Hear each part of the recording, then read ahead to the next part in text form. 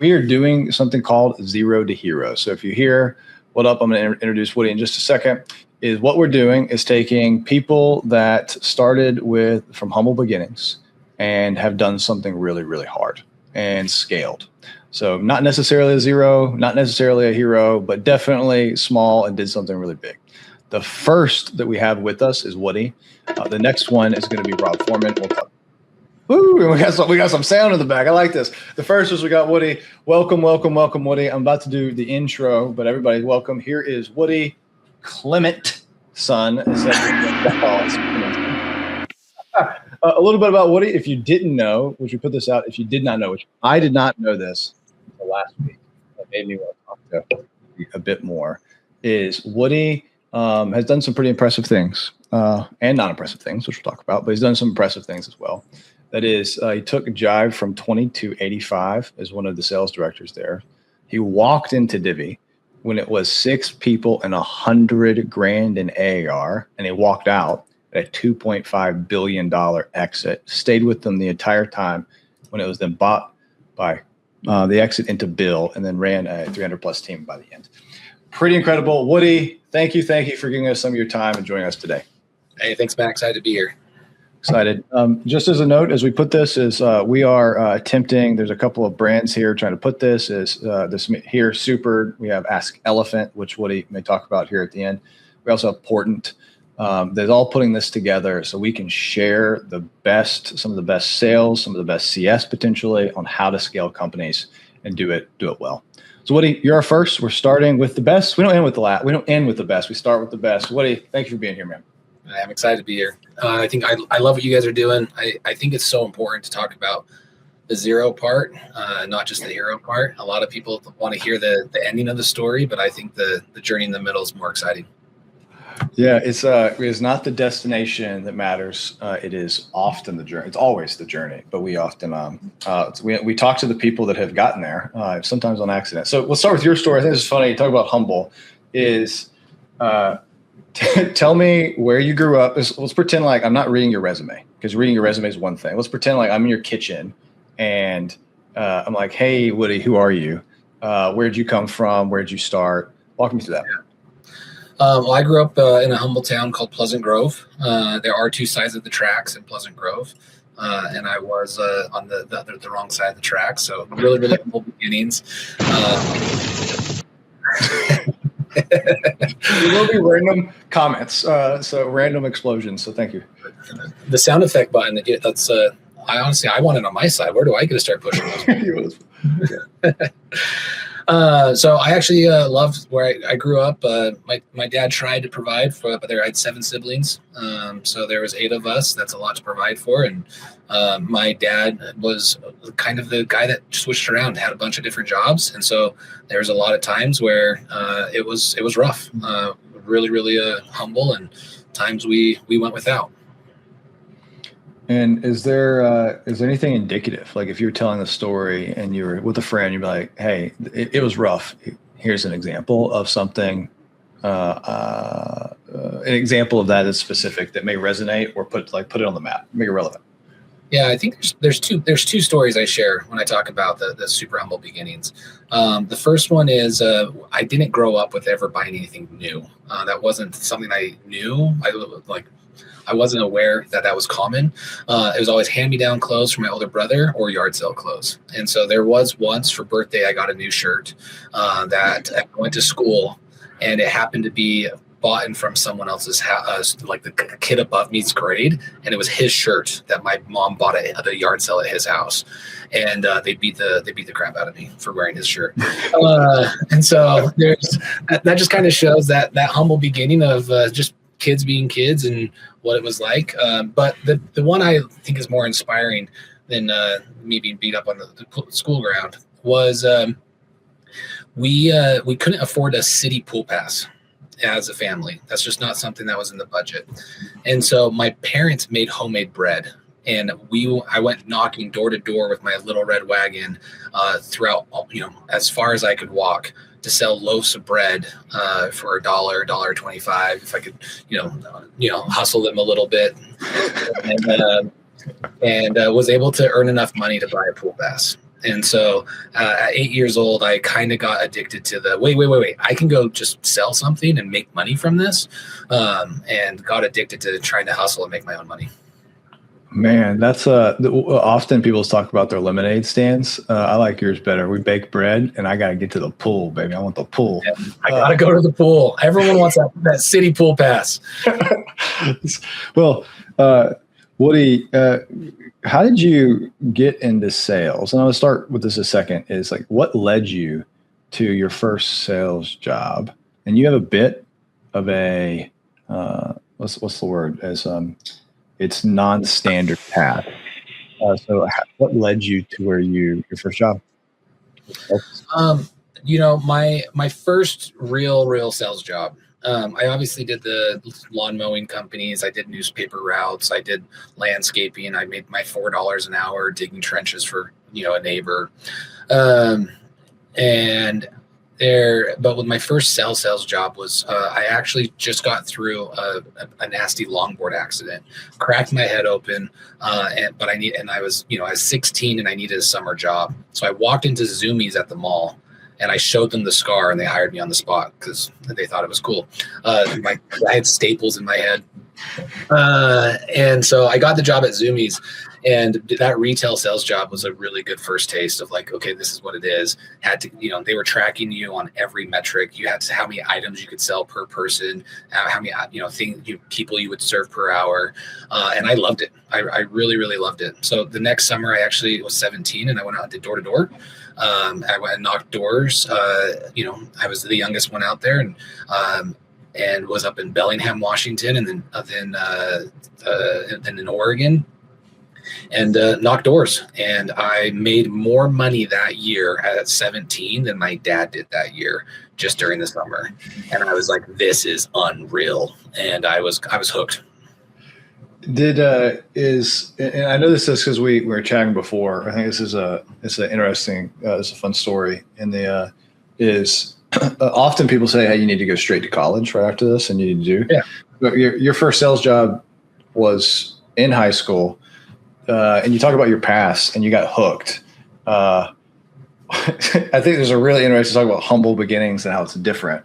Is people look at where you're at, and they're often we make assumptions about people where they went to a certain college, got a certain MBA. What's your education path, and how did you learn to be sales? How did you get good at your craft? Yeah, the typical education path did not match. I was in a charter school, but up until when I was 16, I had that longboard accident without a helmet, cracked my head open. That really put my formal education on hold. So I'm actually a high school dropout. I don't have a GED, and there wasn't a lot out there. So between 17 and 22. I just was, knocking doors and hustling to be able to do that. And so it was a lot of reading books, talking with mentors, being out on the door, commission only sales. Those jobs are easy to get, but they're hard to make it, work in the long run. But that's where it all started. And it really was like hitting the pavement and learning from the Bruce truths, getting rejected hundreds of times. My first summer out there, I didn't sell anything for my first week and a half. And it wasn't until my manager came out with me and he's like had to teach me some of the hard principles of sales that I then just started getting addicted to. I did end up finishing my associate's degree, but never used it. I've stuck with sales, and it was a waste to even go back. Yeah, it's just we often think when people see somebody, they look at what's in front of them and they think it's impossible to do it. And with a little bit of hard work and a lot of bit of grit, you can do a lot. I think you're an example of that. So it's cool to hear that story. So you went to Zumiez. You're here. You're at door-to-door sales, probably one of the best door-to-door sales. You're probably doing well here, correct? I did well. My first year, I went to President's Club at 17, one of my first cruise ever, my first time on a plane. There weren't things that we could afford. So no, I actually didn't go on a plane at that point. It wasn't until a year later because we actually drove to California because I couldn't afford to fly or chose not to fly. Did you have the pool pass is the question at this point? Oh, 100%. Yeah. Oh, we had the pool pass. And we, it was great. But when I was, through that time, when I was 22 years old, 23, 23 years old. I was selling something. I really liked it. Someone else said, hey, let's go see if we can do this on our own. And we actually created our own company. And that was from 21 to 23. That's when it was. And then 23, I wanted to get out of consumers, and I had a great mentors and great, people I've started to meet as I started to grow up. And they said, like, you got to get into B2B SaaS. You got to go sell businesses. Don't sell consumers. And so I went into Solution Reach, was there for 2 years. And now that we're back into the resume. But at that time, I went from an SDR to an AE to leadership. Within those 2 years, managed for a year, and then got the opportunity to take a swing at Jive. And that's when most of the story people are used to hearing. So you're at Jive, and you take it from, what was the number from? It was 18 to 85. 18 to 85. And that's a totally different place. You're not knocking door to doors. You've done sales though. You've been an SDR. You've been an AE. You've been a manager. You're in Jive. What's the 3 lessons, like what you're sitting in Jive, that you're taking away? Like, man, it was really hard to do from 18 to 85. And here's what I learned there. So because I didn't get a formal education, I have been forced to say, like, everything is a learning opportunity. What can I do for free now that I can get paid for later? So a lot of the things I learned at Solution Reach before I went to Jive, I learned because I just said, hey, can I do it? Can I do it? Can I try it?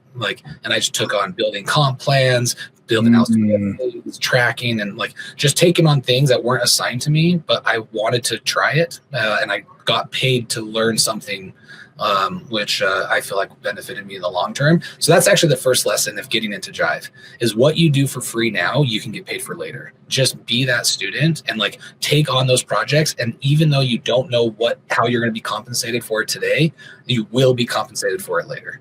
And so just do free work as long as you're learning, and as long as you're getting the learning out of it. That's the first lesson. Did I just say amen to that? I mean, it's like, I've been in a lot of places, or people like now that are with me, and it's, man, it is so good to have someone say, hey, can I do that? Can I learn how to do that? And they'll provide something. And it pays, it will pay dividends in the future. It will. There's just, it's a law. And most people, if you're the instant gratification of well, am I going to pay for it? The answer is yes, actually a ton more later. And so do it, become an expert at it. And once you're an expert, the things that I did for free, people now pay me $1,000 an hour to teach them. And I literally just did it for free for someone else to learn it. And so I'm not special. I'm not smarter. They had a problem. I went to solve it. I did it, solved it once for free, charged someone else the next time to do it. Man. So what's another thing in Jive? So going from 18 to 85, number one, do stuff for free. It pays dividends in the future. Yeah. The 2 big lessons that I've carried on throughout my whole career is I fought with finance, deal desk, and a lot of things early on. And so there's a lot of internal conflict that every sales leader, every CS leader, every deal desk, everyone feels that you're almost you're not on the same team. And so Jive, they laid off 30 of the 36 salespeople right before they hired me. They laid off their VP of sales, and they did a massive downsize. And then they said, Woody, you have 6 months to turn the direct team around, or we're just going to give it to channel. And my ego said, yeah, cool, let's go. And the first 3 months was hell. It was actually very, very, very hard. And so once I stopped trying to implement my process and I just started to work with other team members, it made a massive difference. And so the second lesson is you are not on an island. You have to do more internal selling than external selling, work with others. I sat down with Sam Simmons, the VP of finance, and I said, hey, before I ask you for money, can you tell me what you're doing? What are you working on? What problems are you solving? And I understood his problems. And that made it so I stopped asking for money. I started solving his problems and almost negotiating with his model, because all he cares about is his spreadsheet. I negotiated with his model, so I didn't have to negotiate with him. So I was able to solve some of those problems before I took it to him. And I was able to take my sales team's pay, increase it by 50%. Because I was able to justify it on his model, not arguing with him, saying my team deserves X, Y, Z.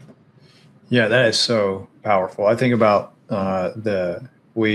finance controls a lot of what sales does, and knowing the business, which we'll get to in a Divvy, how important that is, but knowing the business and how sales is not the comp plan, like the assumptions that are baked in that actually create the compound is powerful. So it's a make friends with finance, understand what makes them tick. And it's amazing how if you don't just go ask them for something, and you solve their problem with them and for them a little bit, it's so much easier. They want to give you money. The finance like, I want to pay you more money if it does X, Y, Z. You're like, well, I want that too. So Since before then, I've always fought with finance. After that, finance has always been my best friends. And there's a lot that you can learn from there. The same lesson transfers over to marketing. Is like, don't bite the hand that feeds you. And so I became best friends. His name's Logan Mallory. You should follow him on LinkedIn. He's amazing. And I brought him a donut once a week. Every time I went to the gas station, I brought his favorite drink. And I would he honestly, it was almost ridiculous, but it was maybe because I didn't have the social cues of, normal humans. I just was like, no, I want to be friends with you. So I'm going to make us be friends. And it was me being purposeful about it, but now we're actually friends, and we haven't worked together in years and we still call and talk to each other. And so making those deposits when you because most people aren't going to be the one that steps up first. You need to be friends with finance. You need to be friends with marketing. Don't assume they're going to try to become friends with you. Go be friends with them. And it made a massive difference in how we scaled. And it's actually when I became friends with Sterling, who's the one that told me about Divvy, and that's where he went. And that's how that relationship grew. And so you don't really know what's going to happen down the road, but make those investments first, because it's better to have a friend on your side when marketing or you miss your number. You are not pointing fingers because you're friends now. So you just talk about the problem. It's not him versus him or her versus it's more, what's the problem? We are here to solve it. And it really goes a long way. I got these two things in your Jive, and then we'll move to Divvy with the Sterling piece is do things for free as long as you get as long as you're learning, pays dividends, and then make deposits. Not because you're trying to manipulate people, but because it's just better to be friends with people, especially with your peers. And I think there's some two that, and there's this work really hard and do your job well, which is the third assumption here. But there's those two things could go a lot farther, get you a lot farther than people think. And it creates opportunities that you don't know about or can think about, which gets us to Divvy. So how did you're in Jive, and you're going 18 to 85. There's a lot of stuff that we probably write a book about that. And then we can write a book about Divvy. But jumping, what created the opportunity that was Divvy, and why did all your friends say no to it, and you say yes? So, it's funny when you look hindsight 2020. People look at Divvy and they're like, no, duh, it was successful. It wasn't that case on the other side. First is after Jive sold, my friend who was on the marketing team, he ran all of PR. He was unreal. He was truly one of the best. He went over to Divvy and was on the VP of marketing over there. And he didn't he didn't recruit me over there, but obviously I looked what's going on there. And then they asked me who are the best sales leaders that we should look at. And I said, well, I'm not leaving because I have a retention grant. I have the most money I've ever seen in my life. I'm driving my dream car already. I have a Tundra. That's my dream car. For a poor kid, you don't realize how cool a Tundra is. Okay. And so I'm I'm not interested, but I'll introduce you. So I introduced them to some of the amazing sales leaders, and they looked at it, and everything they looked at was right. It was a free product. Every time they swiped the card at that time, they were losing money, and they didn't have a lot of those things figured out. But the thing they didn't know is I knew what Sterling and I did at Jive. And so when I went to Jive, I bet on myself. What did you and Sterling do in Jive? What was the thing that was I believe it's intangible belief almost. The intangible belief is that how strong that revenue partnership is. At the end of Jive, I was never siloed. I was never alone. Marketing was never alone. And like we worked together to win as revenue, not as sales versus marketing. And that was a new fundamental belief. Now back when it was 2017, 2018, when this happened, no one had revenue teams. They had CSOs, the chief sales officers and chief marketing officers, and they were very, very siloed. Like this was very beginning. And we were one of the first that were saying, no, it's revenue.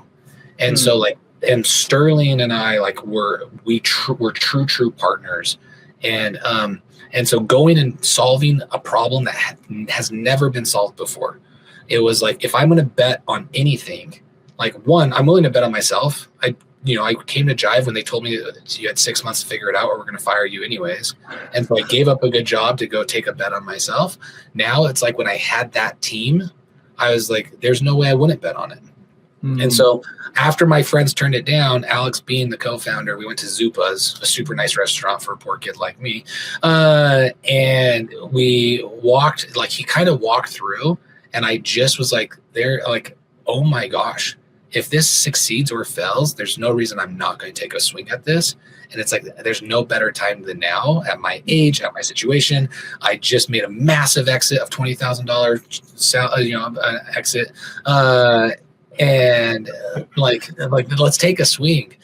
And so I gave up the retention grant to go take that. And it was there's 6 people on the total revenue side. It wasn't just 6 people at the company. They were like 25 or something like that, the company, 6 on the revenue side. And I went over and worked for Alex, and Sterling was on marketing. I was on sales, and the dream team was together, and we knew we could win. So you go to Divvy. There's 6 people on the revenue side. They're $100K AR. Yep. They had just raised their Series A when they came, correct? They offered me the thing while they had the term sheet for the Series A.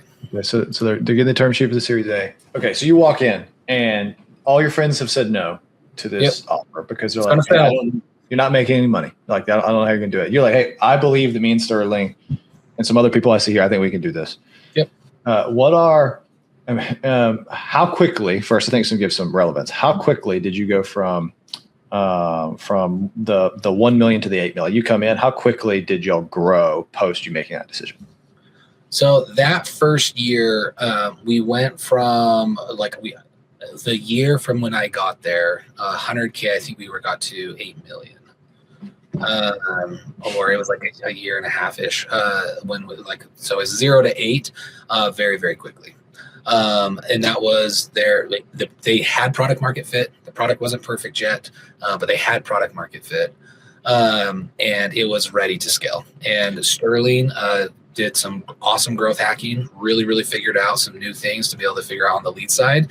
And I went through and figured out on the sales side how to sell it, how to make sure it gets implemented, how to get credit approved, and had to learn a whole new industry with new problems. And but there's lots of ups and downs in between that, but a lot happened in 2018. So we're going through some lessons, because we're going from, you get 0 to 8, then 8 to 35. 30, there's just like these giant jumpers. Yeah. So you're going through this. Let's say, how did you said they had product market fit. How did you know? You're talking about a new salesperson. How did you know? And I'm sure there's founders and there's CEOs. How did you know? Or how do you look back and say, we had product market fit?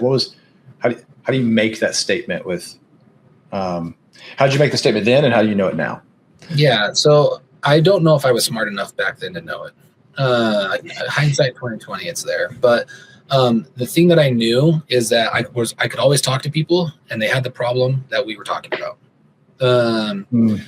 And so there's the first is, I call it product mom fit, when you have a product that your mom likes. And then there's product marketing fit, and then there's product market fit. And so earlier on, because it was a free tool, it was new to the market, the buyers were seeing something new, and you could do your expense management for free. And, the market was becoming educated about it. It really was able to take off. by the marketing that's there. So we had product marketing fit, and I was able to see that by the work that Sterling did. Now the product market fit, where the tool actually started to get used, actually was able to get through that process. That probably still took 5 to 6 months, where every single one wasn't a fight, and we had to, we got into a process. But I would say the product marketing fit was there pretty early on, based off of the growth hacking we were doing. You talk about growth hack, talk about Sterling. I think there's something you said roughly. We talk about a new salesperson coming in, where your leads coming from. You said like 70%, a large percentage was coming from inbound. What were the crazy growth marketing? Like when you're early, you're trying to create momentum. What are the things he did? And you look back, what are some of the principles you think about when you're running Ask Elephant now that you think about? Yeah, one of the first takeaways everyone should take away with this is you can borrow a network, you can buy a network, or you can build a network. And when you're at zero, it takes a shit ton to build it. Like and when you're at zero, you don't have the money to buy it. So you have to figure out how to borrow it. And I think he was one of the best at figuring out which networks to borrow. And so finding these early on, there's these newsletters that weren't being paid for advertising, and so we got in very cheap. It was super interesting. There's multiple use cases where someone had something, but they weren't getting full value out of it, and so we helped them get full value out of what they had. That ended up benefiting us as well. And so we call it enlightened self-interest, something that's selfish and selfless at the exact same time. Is usually how you get the best borrow out of a network. So example of that would be your newsletter, the newsletter. Hey, you're not charging or charging ads for this. I'm going to teach you how. By the way, I'll pay X amount of money, and you should. I'll make some intros. I know people would spend, and so you could teach them how to start monetizing. Yeah. As an example, and how to write in an article that it looks like an article, but it's actually an ad. Like back then, that was new. That wasn't being done before. And so there's a lot of, and that just taught them something new, and we were able to, to really have something that blew up. And then once we had momentum, then it's all about okay, where's the next thing? And that's just about having entrepreneurs, because there's entrepreneurs that are building their own thing. And this is building and training entrepreneurs, where we were able to start building our own things internally to take on those big swings. And that's where I would say a lot of the other successes came from, as we started to take on those challenges as independent owners. I really like this concept of you can borrow a network, buy a network, or build a network. I like the 3 Bs. So it's nice. How in Divvy, as you're going through staying that, and as you're growing, how did you participate with Sterling on building the network at some point and then buying the network? How did that metastasize, if you would, inside Divvy as you get larger and larger? Yeah, so the first ones we did with Borrow was accounting practices, influencers online. We went after newsletters. That was some of that was buy and borrow, a mix of those, because you can partner with someone and then pay them back a little bit. Building the network was it was all about the storytelling aspect. As salesmen, if you're on that team, your whole job is to help take someone on a story. Now the question is there's a way that you can start building a network by telling that story. And so if and that's one of the things that I feel like the Divvy team did extremely well, is they had a story and they told it and they shared it and they brought the community and they brought LinkedIn along with us. And we're, just started to have built some of that network. And then with buying it, it's obviously Google ads, finding the right things. But where we did something special is, again, we were best friends with marketing, best friends with finance. We did not have the internal conflict that most people are used to. And so we would come up with the wildest ideas.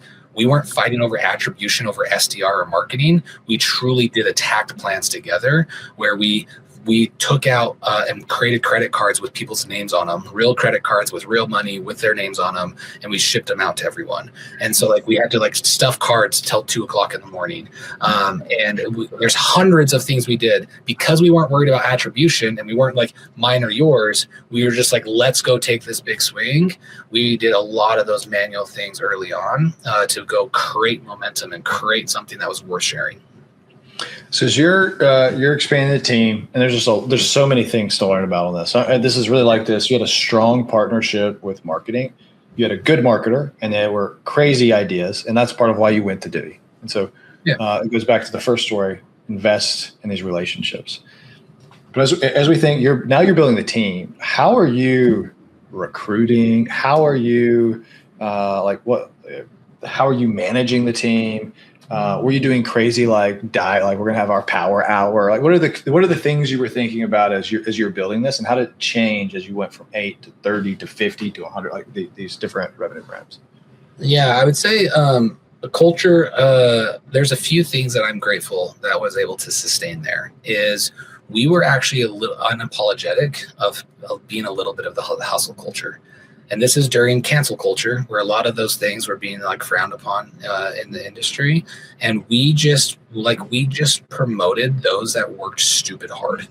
And so it was not uncommon, and it for people to want and be excited about working until 10 o'clock on night, because their side projects, the things they were doing for free now that they got paid for later, and equity outputs, they got really paid very well later, is they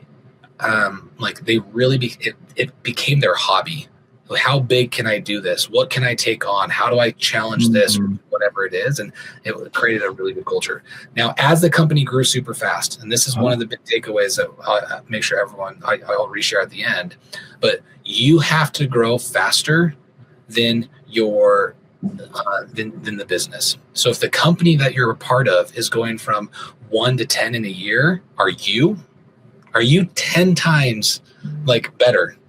Have you had 900% growth in that year to make sure that you maintain and even keep your job?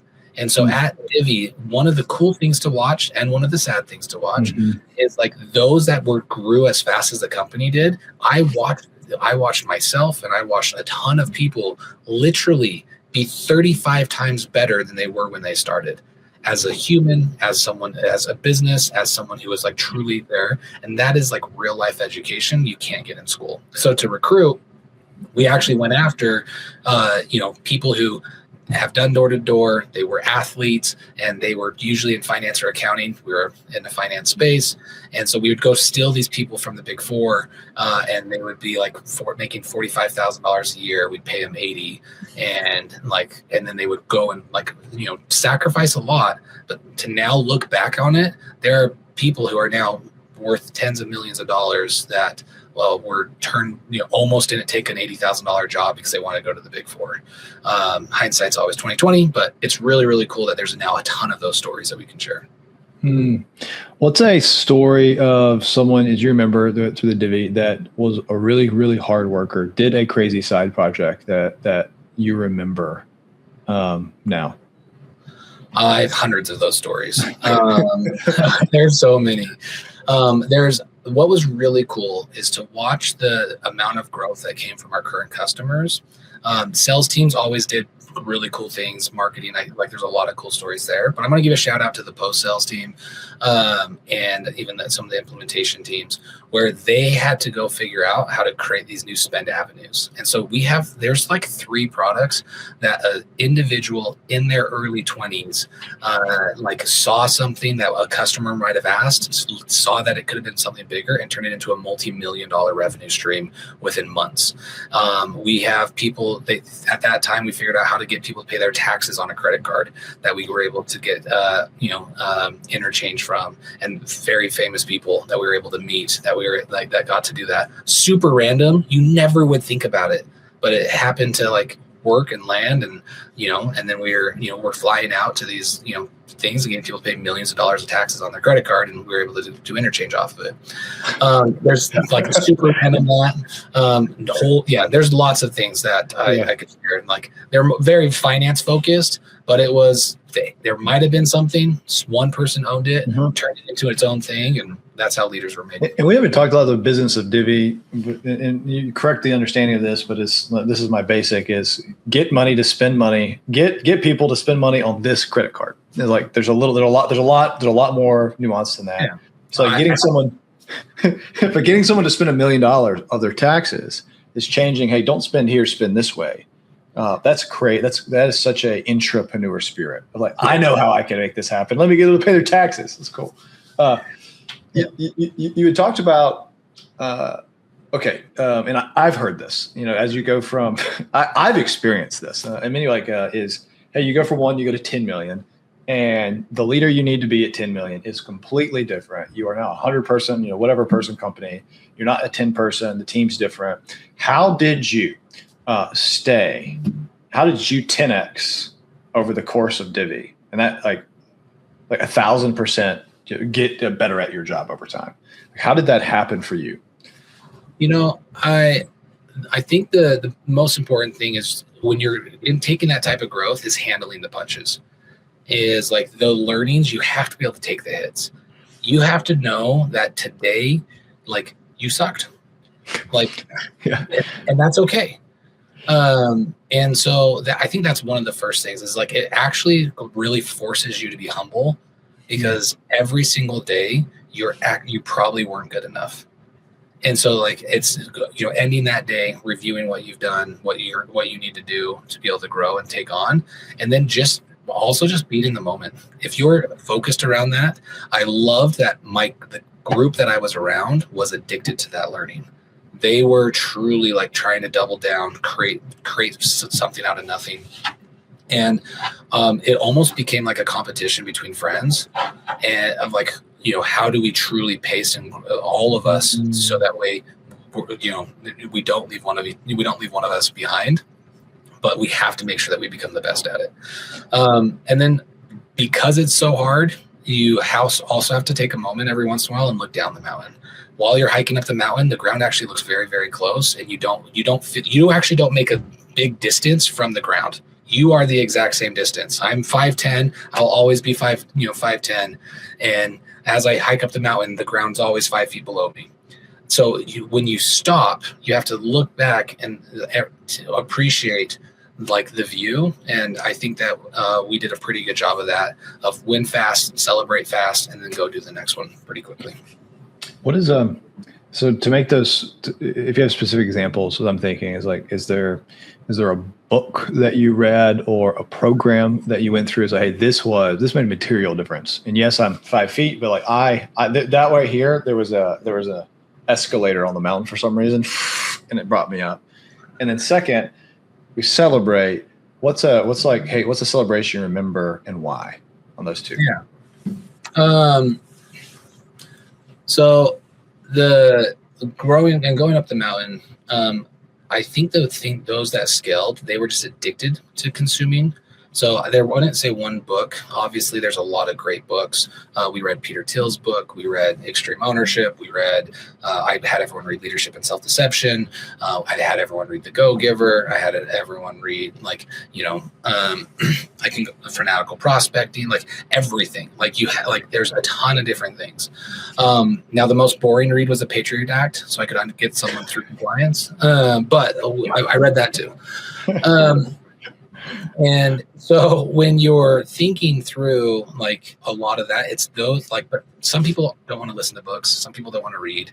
And so some people that did extremely well were addicted to podcasts. They were addicted to consuming that on the way in, and, just staying up to date. It's a culture of learning and always trying to continue to get more knowledge. So I don't know if there's one book though. There's lots of great books depending on what you're struggling with at that time. Depends on what book you should read. I think we got like over 100 books on the Divvy account that we had people that were sharing and listening to. So I love it. So Woody, as a follow up to this, we expect your reading list. So this will be good. Is this? And then celebration. Was there a common practice I did for celebration? Or is there a specific one or a way that was better? As you think about leaders that are going, hey, we just hit 1 million. Let's celebrate. Hey, we hit 10. How do you recommend you're talking to a leader? Yeah. So the ones I remember didn't go perfectly smoothly. I was early on, we hit a number. And so we flew to California, went to Six Flags for a day. I threw up on the second ride and I laid on a bench. It sucked. Great trip. The other one, we're up here in Salt Lake, and we drove to Vegas, and there's a massive snowstorm that we got stuck in. We had to go through these back roads, and it took a 4-hour drive, took 12 hours. And they were great. I love them. But so usually it's an experience. You have to take someone out of their normal element. It's doing something as a team, and that creates those stories and memories that will last a lifetime. So I think that's the most important thing about celebrating is don't do $100. Go somewhere, do something, and that builds that friendship. It builds that revenue team, and so things aren't siloed. So we never did something as just sales. We always did something as a revenue team. Marketing through post sales was always included. Sounds like y'all had common goals, and if hey guys, we're gonna hit this, we're gonna jam, and then we're going to Vegas or going something. Okay, yeah, it was great. When we were prepping this, you made something I thought was as part of this journey that really resonated with me, and you call it the 33% rule. Yeah, you talk more about the 33% rule, which I'm taking forever, by the way. Now you should. I love it. So when you're at zero, by the way, I don't know if anyone actually calls himself a hero, but I know it rhymes. But so when you're at zero, that you look and see your network, and you look and see people around you, and you there's everyone you admire. And so at that beginning, you're trying to there's a lot of things you're spending time with. As you learn and grow, I would say for now I live by this principle. 33% of your time, you should be spending time with people who are better than you, that you can learn from, that you're going to grow from. And so you should always be trying to find and create that environment where there's people who have what you want to have and you're spending time with them. 33% of the time, you should be in the trench with people that are just like you. And so as you're struggling, going through that they have a lot more empathy because they're in the middle of it now. You're helping each other. And then 33% of the time, you should be giving back. You should be mentoring with others. It doesn't matter where you're at. Even if you're at zero or you're at zero right now, you have something someone else doesn't have. And so give back. That giving back is also an amazing time to learn. Most people, when they watch even these type of webinars, Matt, you and I are learning right now. I might even teach, say something that might help myself because I'm oh, I actually never said it that way before. I like that. Or a question you ask causes a thought.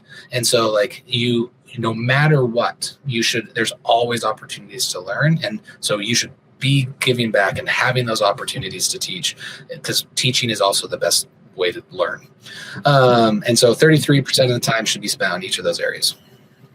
Yeah, we I don't do that right now, and so it was very good. It was very convicting when I was hearing it. So thank you. I'm spending my 33% of my time talking to someone that's I'm the zero and you're the hero, so it's good. One of the points on Divvy, and we touched a bit on Jive, which is, hey, you need to understand finance, and you need to understand. And I think that sits true with any sales. It's not just, yes, it's marketing, but it's finance, understand the business.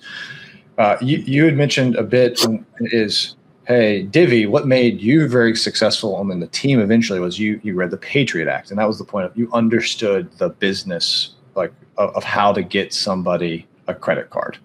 Can you get what is that? How's that taken to Ask Elephant, right? How's it taken today? What is the truth there that you take with you that you apply as you're leading teams now? So the principle behind it is become an expert, and usually at the biggest roadblocks that your team is going to run into.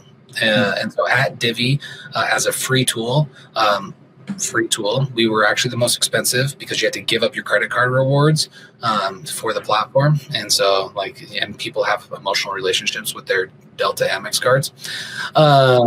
And that lounge. Everyone loves that lounge. Everyone wants a good upgrade. I get it.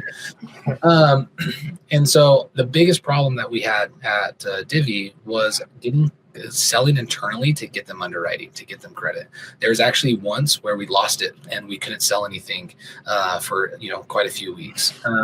And there's another story for another time. But so I chose to become an expert at underwriting. So I was friends with finance. Yes, I was friends with marketing, but I became friends with underwriting and understanding their model, understanding what problems they were trying to solve. And I would go down and buy them lunch, bring them drinks, and like the exact same playbook I did with marketing. His name's Jacob K. A great follow on LinkedIn as well.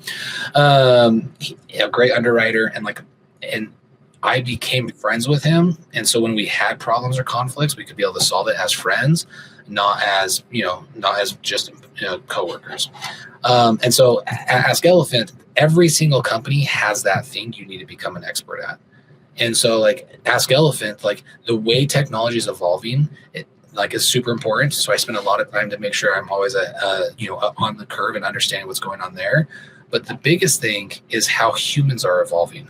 The way that we are evolving as technology is evolving is actually very unique in today's world.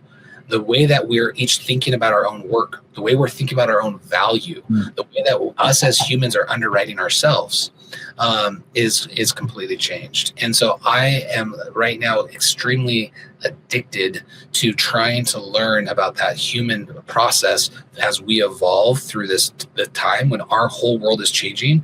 Not every year, it's changing every 2 months. And that's a lot of pressure on us as humans. And there's a lot we need to do to make sure that we can take care of that for each other. Yeah. Every time Opus gets an upgrade, the world changes, and we got to refigure something out. Yep. And a lot of people get scared about it. And a lot of people are keeping their head in the sand, and a lot of people are attacking it or get excited about it. But humans, our world is changing in front of us. And I want to make sure that I understand the human aspect, not just the technology aspect. This gets a little bit to, so you've gone from high school dropout, door-to-door sales, B2B SaaS, leading a B2B SaaS company from 18 to 85 in Jive, going from 100K to a $2.5 billion exit at Divvy, running the team, and then going to Bill for a bit. Then you chose, I think this is a big word. You chose, because you don't have to necessarily work today to do Ask Elephant, because you saw a problem and you saw something and you talk about this learning. So I have two questions. Number one is you said a statement as we were talking earlier, prep for this, that sat with me.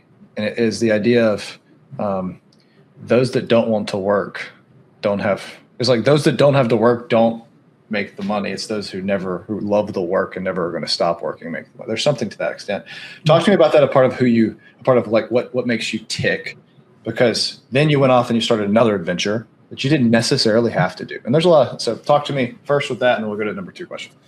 Yeah, you asked me the question. I don't remember exactly what it was. Ask Elephant does. I could go ask that. But you asked the question about like, why would you go do that? Most people, they're like, have an exit. They're like, they can go fish, they can go golf, they can go take one of those things.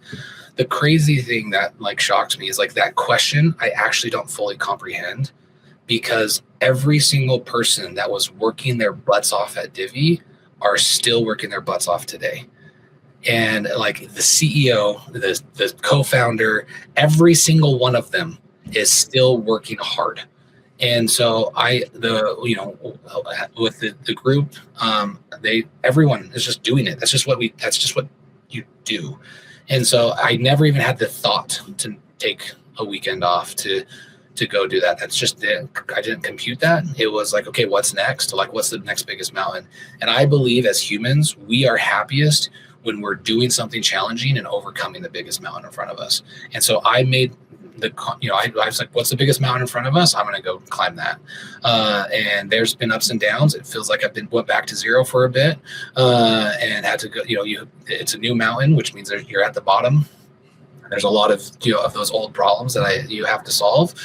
0 to 1 is way harder than I ever gave anyone credit for. So for all founders out there that did it, I'm proud of you. I'm sorry. I thought 1 to 100 was awesome. No, 0 to 1 is just as hard. I feel so validated right now. What do you think? Okay. You should. It's hard. It's a different hard, but it's like once you have product market fit, like the scaling aspect, I always took it for granted. So I think those are the most important pieces to kind of focus on, is like, if you are truly doing something, if you just want to be rich, and you're probably actually not working that hard to be rich, if you find a way to love what you're working on, then the money won't actually change you. It will just magnify who you are. There it is. So this is now you're getting me the quote, which I love. There might be something to say, if you're seeking riches, you're probably not going to be rich. Like being rich is actually doing the work. And I think there's something special like that attitude that's very, you can be wealthy no matter what you're doing, as long as you're doing something hard with people you love being with, and you're doing it together. I agree. So we had this, so now you're an Ask Elephant. So this is, you could unabashedly talk about Ask Elephant the way you like to, but now you're doing this new mountain, you're doing this new thing. What made you convicted enough about this problem at Ask Elephant, and what are you trying to solve? And I'm assuming, I don't know for sure, but this is straight assumption that has something to do with the decades of sales and the pains you felt in the past. And you're like, you know what? I would love to solve this for my brethren, my sales people. So. I shout out to all my people out there. Anyone who has that quota, your job resets on the first of the month. Everything you did was forgotten. No one cares what you did yesterday. It's what are you doing for me today? Like there's a part of that. The biggest reason is what we've talked about a couple times, Matt, of how important it is to partner and work with other teams. Ask Elephant is not meant to be a sales tool. It's meant to be a shared brain, an AI that never forgets, that makes it so that you can have those handoffs and those insights and empathy for different team members and for the customer, because you're not starting off new. It's not starting off fresh. Even at Divvy, back when we were using the legacy tools like Gong, the CS team was like the third or fourth person to talk to the customer, and they asked the exact same questions that the SDR did a month ago. And like every single time, like the customer getting transferred or handed off or whatever that is, there's like that's just not fair. That's not fair to the customers. It's not fair to your velocity. It's just not fair. And so I wanted to make so that customer had a source of truth across the full journey, which starts off with sales, obviously does a lot of the sales stuff, but it's not to make it so the sales reps hits quota. Obviously it helps with that, but it's to make it so that the sales rep can be a sales rep and focus on what they're focused on, and not have to think about like the 27 people that might need the insights from the customer engagement. And then lastly is like, it was very hard to run a team of 350 people. I was always trying to get caught up on what was going on the details of what was the most impactful thing we were working on. And when like that disconnect, every single sales rep or leader that's on here, they feel a disconnect from their team. They don't really feel what the sales rep is dealing with, the objections or the concerns or what the customer onboarding process went off and that handoff process. All of that stuff is happening. And as a leader, it's anxiety driving to not actually know what's going on. So if I can help, if I have a memory of the source of truth for the customer throughout that whole journey, I can then trigger alerts and insights off of that. So me as a leader can be at the right place at the right time and not have to spend all my time trying to get up to speed or slacking someone who slacks someone's like that. Let's just make it so that so you can do your best work. Two thoughts. Number one, the story you tell determines sometimes the price you sell at or like the value you bring. And so great work, as you clearly know how to tell a story. It's like the Divvy says, like, and like just putting that, guys, more relevant for me, because I think this is cool, is for Ask Elephant is simple as customer quotes. We have a customer quotes channel, and it comes from sales and CS. And what that means is our product team doesn't have to go ask. And so they're like, what are the pain points? And so we're able to circumvent asking the same question twice directly to the product team. So Woody, thank you for that. You're welcome. Everyone wants to know more about their customer. The whole business is supposed to be for the customer. And so why is customer information siloed away? Finance should know, marketing should know, product should know, the executive team should know, and let's unleash the customers so that way you can build a better product and take care of them at a more intimate level. Love it. Unleash our customers and future customers. Yeah. Woody, I have one last question, and then we only got 5 minutes, so we'll see if there's some here. But the question is, why Ask Elephant? Why the name? Where did it come from? Besides, is it Ask the Elephant in the Room, or is it something else? So it is Ask Elephant. The story's not as exciting as you would hope. So after Divvy, when I was trying to decide what I wanted to, kind of work on next, I was running, and I had this idea of an internal second brain, and so my kids asked me, what are you working on? And because I didn't know what to call it, I just said, I'm just working on the elephant. It was just a made up word, family fun word. Ice cream at our house is called elephant dung. Really gross, but that's what I have, an 8-year-old boy, like he loves it. And so it started off as a joke. But as I was working on it, Alex, the co-founder of Divvy and a friend, he's like, no, he's like, I really like it. So I was like, no, it's dumb. And then he's like, and so I actually was like, well, okay, it's the elephant in the room. It's the memory that never forgets. There's some things there that are going to stick. And so I started to say, well, like elephants, I'm never going to win the SEO game with elephant. So I threw ask in front of it to make it so I could be found on Google. So that's the story. And now blue elephants show up at conferences. This is good. Now we're everywhere. The elephant's in the room. Okay. Well, Woody, thank you. I'm going to open it up if anybody has any questions here, because I can't share them. So just all you got to do is post in the comments, and we'll see if any come up. Interesting. If Blake is still here, Blake, my man, we both work with him, always has a question. So we may get a question from him if he's still here. So we shall see.